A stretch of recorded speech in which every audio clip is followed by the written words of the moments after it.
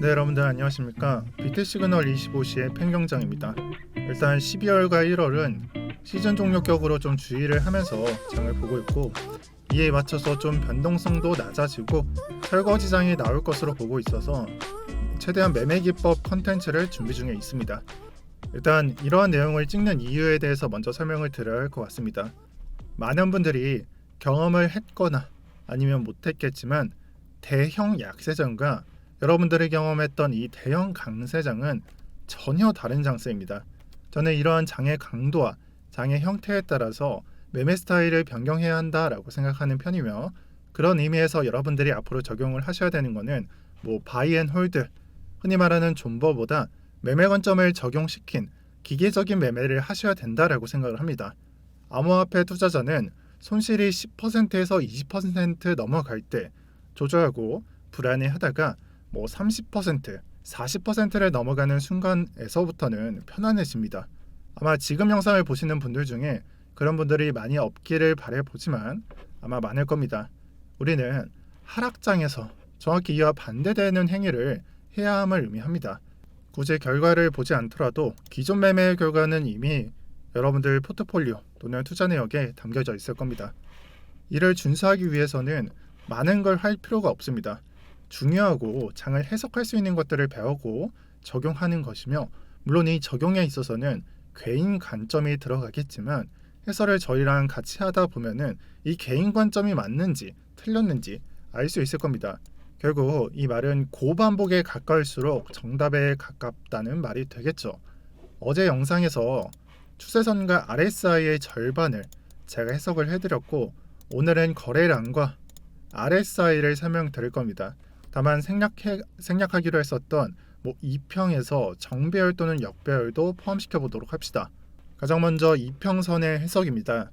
단기적으로 이 이평선에서 얻을 수 있는 정보는 뭐가 있을까요? 단기선과 장기선의 상관관계가 되겠습니다. 상승장을 그려볼 때는 5일선 흰색, 21선 하늘 정도의 색에서 5일선이 21선의 지지를 받고 상승장을 그립니다. 그리고 하락은 이와 반대로 5일선이 이 밑으로 내려가서 20일의 저항을 받는 모습입니다. 그래서 상승 똑같은 메커니즘에서 지지를 받고, 하락은 이를 저항을 삼아서 이런 식으로 운용이 됩니다. 자, 이것을 좀 더 신뢰하기 위해서는 5일선과 21선의 관계를 우리는 21선과 60일선의 관계로 나타낼 수가 있습니다. 그래서 불필요한 정보를 가려보고 보도록 하겠습니다. 똑같은 메커니즘으로 적용했을 때는 간단하게 나오죠. 상승장, 하락장, 상승, 하락, 상승, 하락. 이 안에는 하락이 포함되어 있음을 의미합니다.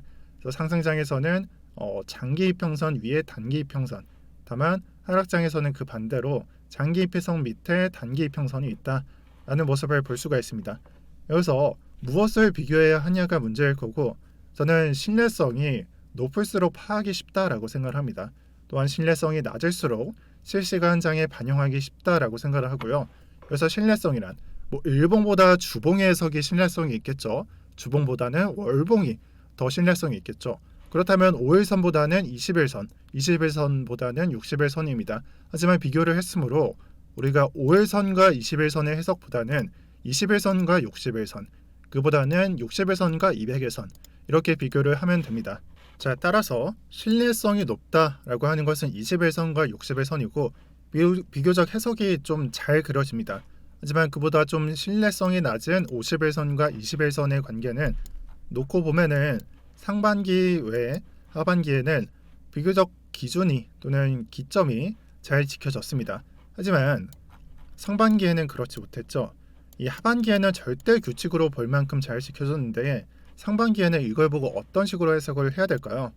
자, 장을 파악하기는 어렵겠지만 실시간장에 대입해 보았을 때는 진입한 포지션을 여기서 손절을 만약 했어요.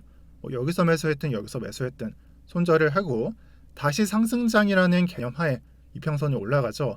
골든 크로스로 보셔도 좋습니다. 그래서 이 포지션을 손절하고 다시 잡았을 때에는 우리가 손절한 포지션은 아깝지만 늦게 타더라도 절반 50%의 수익을 거둘 수 있는 그런 기회들이 여기서부터 계속 드러나게 될 겁니다.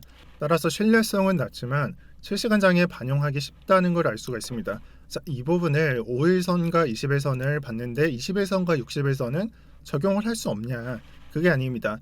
이 일봉을 4시간 봉으로 바꾸게 되면 21선과 60일선이 민감도가 높아지기 때문에 다소 랩처럼 들릴 수 있으나 바꿔보고 여러분들이 보시다 보면 이해가 되실 겁니다. 5일선과 21선을 일봉에서 확인했던 모습과 그리고 4시간 봉을 20일선과 60일선에서 확인했던 모습이 일치합니다. 그러니까 이것도 민감도가 높아진 만큼 장에 반영을 할 수 있다라는 내용이 되겠죠. 그리고 단순히 여기서 끝이 아니라 이 뭐 정배열 역배열 따지지 말고 우리가 RSI 보조지표 봤었죠. 그래서 이때가 가격을 올려주지만 보조지표가 리버스가 되어서 이제 하락지표로서 1차적으로 확인할 수 있는 시기였다는 걸 알 수가 있습니다. 이걸 1차적으로 확인하고 바로 매도할 사람은 없겠죠. 이런 지표가 깔려 있는 게 비트코인 판이니까요. 그래서 여러 보조지표를 보는 게 맞습니다. 그래서 오늘은 이 이동평균선을 통해서 볼 텐데 1차적으로 발생하고 2차적으로 데드가 나와서 이 기간을 단순히 한 2, 3일 줬다면 그냥 지나칠 수도 있었겠지만 일주일 이상, 한 2분의 1개월, 15일 정도 이상을 끌어줍니다. 그렇게 되면 여기서 우리는 의심을 할 수가 있는 거예요. 우리는 조정장 안에 있고 이런 판단을 함으로 인해서 매물 데이터라면 진짜 쏟아질 수도 있으니까 손절을 해야 된다고. 그래서 저 같은 경우에는 여기서 손절을 했다라고 말씀을 드렸죠. 이게 4시간 봉인데 사실 이 구간에서 한 오전에 한 3, 4시간 정도는 매도할 기회를 제공했어요. 그러니까 차트가 그냥 단순히 이렇게 무너진 게 아니라 내려갔다가 올려주고 이 구간을 적어도 4시간, 3, 4시간을 만들어줬다라는 말이 되겠죠. 그래서 이 구간을 이탈을 하고 저 같은 경우에는 올려놓은 상태에서 이 상태에서 손절을 진행했습니다. 자, 그래서 그냥 한두 개 확인하는 것보다 여러 개 알고 있으면 그리고 적용을 할 수 있으면 좋겠다라는 걸 알 수가 있고, 제가 단순히 뭐 기본편으로 설명을 했지만 패턴상으로는 이렇게 두 개를 좀 결합한 지표가 많습니다. 자, 그래서 한 개만 확인하는 것보다 두 개가 낫고 두 개보단 세 개, 여러 개 관점이 일치하는 게 신뢰성이 높다라는 걸 말하고 싶고요. 그리고 정배열과 역배열은 이 단기 이평선과 장기 이평선이 어떠한 상태로 위치해 있느냐에 따라서 정의를 할 수가 있습니다. 아마 이 부분을 모르는 분들은 없기 때문에 빠르게 넘어가도록 하겠습니다. 단기선이 가장 위에 있고 그 밑으로 뭐 20일, 60일, 20일, 60일, 200, 5, 20, 60, 200 이게 정배열이고요. 그 다음 밑으로 이 200, 60, 20, 5일선, 그러니까 장기 이평선이 가장 위에, 그 밑으로 깔리게 되는 게 이제 역배열이라고 보시면 됩니다. 역배열이 일봉상으로 참 관찰 안 돼서 4시간 봉으로 보여드리자면 이런 식으로 구성되는 게 역배열이라고 보시면 됩니다. 정확히 이 정반대가 되는 거는 장기 이평선이 밑으로 배치가 되고, 따라서 이 부분이 단기적으로 꼬여가는 걸 통해서 여기서부터 꼬이죠. 그러면 조금씩 추세 전환을 예상하다가 이게 완전히 바뀌게 된 순간부터는 추세가 전환되었다라고 확정을 하시면 됩니다. 따라서 추세는 하락 추세는 5월부터 시작이 되었다고 하더라도 이때부터 조금 암시를 하고 있었으면 좋습니다. 이때도 그렇지만 이때 좀 이격이 벌어지고 그다음에 여기서 이제 확정이 나죠. 그래서 이때부터는 하락 추세에 인정을 하시면 되는 겁니다. 또한 진정한 하락은 제가 12월부터 이제 발생했다라고 보셔도 좋지만, 다시 12월 이때부터 발생했다라고 보셔도 좋지만, 방금 실수했다시피 여기서부터 뭐 11월부터 조금 암시가 됐다라고 보셔도 좋을 것 같습니다. 자, 따라서 지금 현재는 개입성을 많이 안 띄우는 이유가 장에 대해서 뭐 상승 추세로 볼 근거가 없기 때문이죠. 역배열이 너무나 완벽하게 완성되어 있고, 이 추세를 깨기 위해서는 이전의 지표처럼 장기 이평선이 밑으로 깔리면서 이게 단기가 차근차근 올라오는 그런 추세가 완성돼야 되고, 그 안에는 순서라는 게 있습니다. 그러니까 맨 처음에 5일선이 깨고요, 그 다음에 20일선이 깨고 60일선이 깨고 차례대로 이렇게 장기 이평선을 깨게 되는 그런 추세가 기록되어야 하는데 현재는 보이지가 않습니다. 자, 그래서 제가 무슨 말을 하냐면, 이렇게 격차가 클 때는 사실 횡보가 나와야지 반등할 수가 있습니다. 왜냐? 이 장기 이평선을 통해서 추세 전환을 회복하기에는 이 격차가 너무 크게 되고, 횡보해야 이 장처럼 격차가 줄어들면서 추세가 반등되면서 이런 장을 기록할 수 있는 그나마 기회가 생기기 때문입니다. 그래서 여러분들 지금 현재 좀 약간 개입성을 크게 가져가실 텐데, 이런 뭐랄까 약간 좀 내려와서 좀 가격을 맞출 수 있는 이 장이 나오기 전까지는 웬만하면은 진짜 장에 개입하지 않는 게 좋습니다. 이 이격에 관한 거는 제가 다음에 설명을 드릴 테니까 지금 수준에서는 그냥 횡보만을 기원하시면 됩니다. 자, 그리고 그 다음 날 내용은 RSI 지표로 보는 차트 해석이 되겠습니다. 이전까지는 일봉에 대한 해석과 4시간 봉으로 간단하게 바라봤습니다. 오늘은 스코프를 좀 더 좁혀가면서 얼마나 분석적으로 들어가는지 말씀을 드리겠습니다. 이 11월에는 추세 반전을 보여줬다라고 말씀을 드렸습니다. 가격이 올라가고 RSI가 리버스가 되고요. 그리고 해당 추세 이후 차트가 무너지게 되고 추가 하락으로는 1번, 2번, 3번이 나오게 되는데 일봉상으로 이 하락에 대해서 근거가 없습니다. 보시면은 없죠. 그래서 우리는 어떻게 장을 바라봐야 될까가 질문일 거고, 그렇다면 일봉상 해석이 나오기 전까지 대기해야 되나? 이게 오답일 겁니다. 아마 아니라는 걸 아실 겁니다. 네, 정답은 스코프를 줄이시면 됩니다. 일단 첫 순서대로 4시간 봉으로 좁혀봤습니다. 4시간 봉 6개가 모여서 일봉 1개가 완성됩니다. 우리는 스코프를 6배나 높이게 된 겁니다. 그래서 간단하게 보면은 그냥 간단하게 해석을 하면 6배나 더 지표가 암시하는 것이 많다는 걸 의미합니다. 그래서 4시간 봉에는 1번과 3번을 해석할 수는 없지만 2번 자리에 대해서 하락이 암시된다는 걸 알 수가 있습니다.